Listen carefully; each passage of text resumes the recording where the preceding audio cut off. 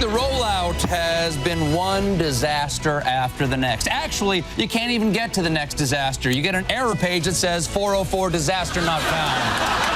They ought to take all the guys at the NSA who are so good at hacking into these phone calls and put them to work fixing healthcare.gov. We need to reallocate our nerds. The U.S. had been listening in on German Chancellor Angela Merkel's cell phone. At this point, I feel like the only world leader our government doesn't listen to is President Obama. That's like Today, Obama was in so much trouble, he called Hillary Clinton and he said, "Could you start early?"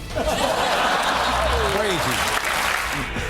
T-ball for the late night comments this week. Let's talk about it on the Roundtable. I'm joined by Peggy Noonan from the Wall Street Journal, ABC's Matthew Dowd, John Karl is back, and Van Jones from CNN's Crossfire. And Peggy, let's begin. This is kind of pile-on time now. Yeah, it is. For the president. I want to show some magazine covers this week as well. You see the New Yorker cover right there, the president trying to, with that huge cell phone, trying to get healthcare.gov working. Bloomberg Business Week, can Obama reboot? And then Forbes, and this is maybe the most interesting one, Vladimir Putin comes up on top of President Obama as the most powerful leader in the world. And Peggy, one of the things they point out is the president has entered his lame duck period early.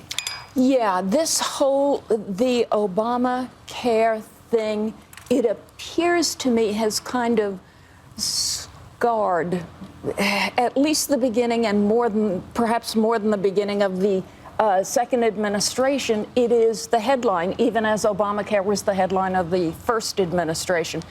You know, Bill Sapphire once said, advice to all journalists, never join a pylon.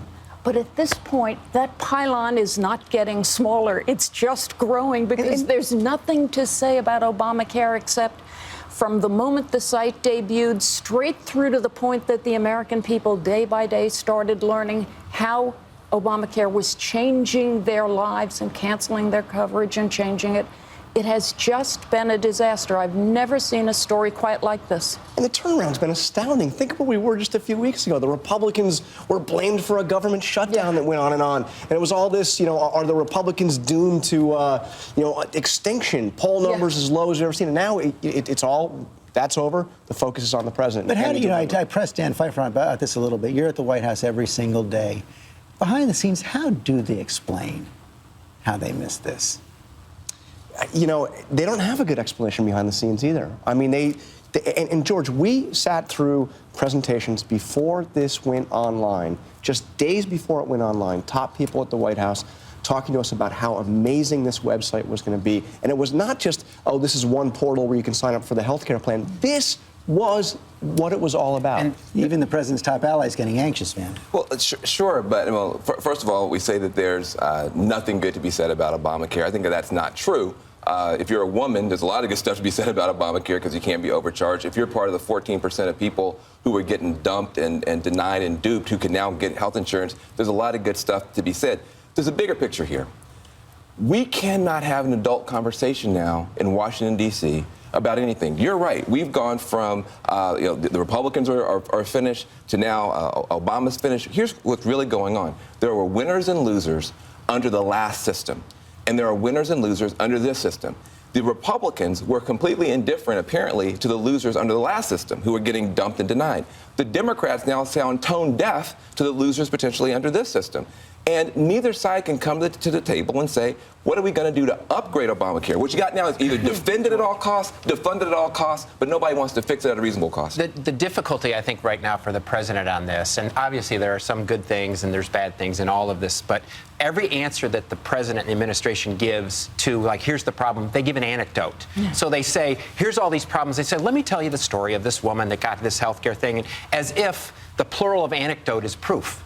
The plural of anecdote is not proof. The plural of anecdote is many anecdotes. Until they sort of show the data, this is what's going on, how is it working, how many people are signed up. But bigger for the problem for the president, and I faced this with the president that I worked for, at the same Coming out of Katrina, it wasn't all about Katrina. The president's problems have been brewing for a while. What the Republican circus did was cover up a lot of the president's problems, that circus that went on with the Republicans for a while. And then once that was over, it revealed a deeper problem with the presidency. And I think what you have right now is you talked about the floor of the president's approval numbers, which are almost exactly where President Bush's were.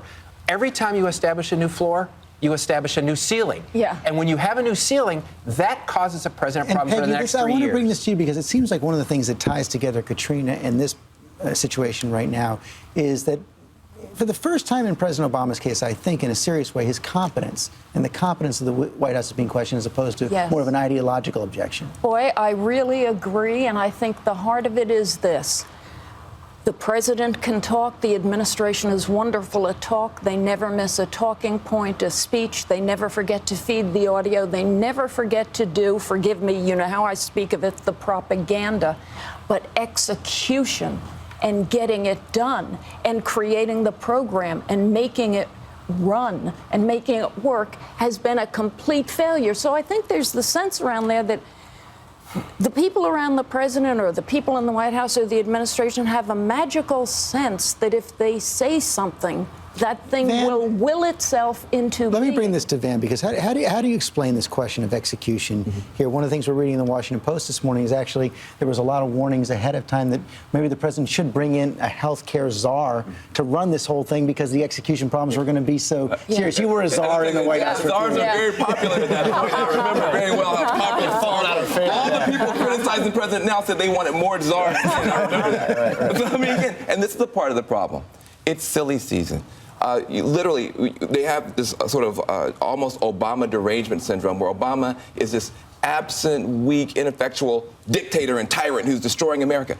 No matter what this president does, they roll out a narrative that says either he's absent, he's not paying attention, or he's a dictator and a tyrant trying to steal your rights. These things can't be true at the same time. Part of what is going on, and what I'm disturbed about, is I know this president is not a hands-off leader. He is famously engaged. I'll tell you what, when you work in the White House, you write something, you know one person in that building is going to read it, and his name is President Obama. And so something went wrong here. But the idea that somehow he's inattentive, he's not paying attention, all that's ludicrous. It's a very hard thing to pull off. He's certainly engaged now. And I'll tell you, Jeffrey Zients, who's taken this on, he's, I guess, the new czar, and Chief of Staff McDonough went up to the Hill to talk to Democrats who were very nervous about this. And what Democratic senators said, I'm told him, is point blank, can we go back and tell our constituents, promise them that this website will be up and running by November 30th? The answer was absolutely. So now you have the real test on this. And I'll tell you, they are worried about this. And one Democratic senator who was in that meeting says that what they're also worried about, George, is the next shoe to fall is will employers start to be dropping? George, one thing, and I agree with Van on this, the mix of conflicting ways they describe the president is just so ludicrous. It's at opposite ends of the table. The president isn't a dictator. The president actually has great intentions. The president wants to help the American public. The president wants to solve health care. The president wants to do all that. Much of, though, it has been done incompetently. And the president's not a socialist. I mean, you don't turn over our healthcare system to the major insurance companies of the country, which is what has happened with insurance with this new healthcare.gov. It's given to the insurance company. He's not a socialist. But the problem, a lot of regulation. The problem for the president is, though, that on competence is 1 time is a fluke, 2 times is a coincidence, 3 times is a trend. And when every response to every major crisis, you say, I didn't know what was going on, or the president didn't know what was going on, that builds a trend that is not good for the president. And bottom line, guys, 3.5 years to execute the central promise and the central meaning of your own administration, and it flops. You almost have to try to fail with 3.5 years. I got to tell you. I'll tell you two things. First of all, they tried to do too much on this website. You could just have a website where you allow people to shop and then they could call in. I mean, they tried to do too much, and I think part of it was because it was a central thing, they tried to do too much. But it is amazing to me now to see the Republican Party now become the party of Ralph Nader. They're the biggest consumer protection operation in the world now. But 6 months ago, we had people who were getting these same cancellation notices, and the Republican Party was silent. There's a problem when you're indifferent to the losers the last time. I want to make one thing perfectly clear. You look at the numbers here. 14%. Only 14% of Americans were able to keep these individual market plans for 2 years before. In other words, 80% almost of Americans were being thrown off these plans. The president before. made a promise. He made a promise, and he overpromised, and he will pay a price. Mission accomplished, you pay a price. No new taxes, you pay a price. You keep your plan, you pay a price. But we went from 14% losers to 3% losers. It's not 100%. Let's work together to get to 100% and stop the politicking. Gonna have to take a break right there. A lot more coming from you guys in just a little bit.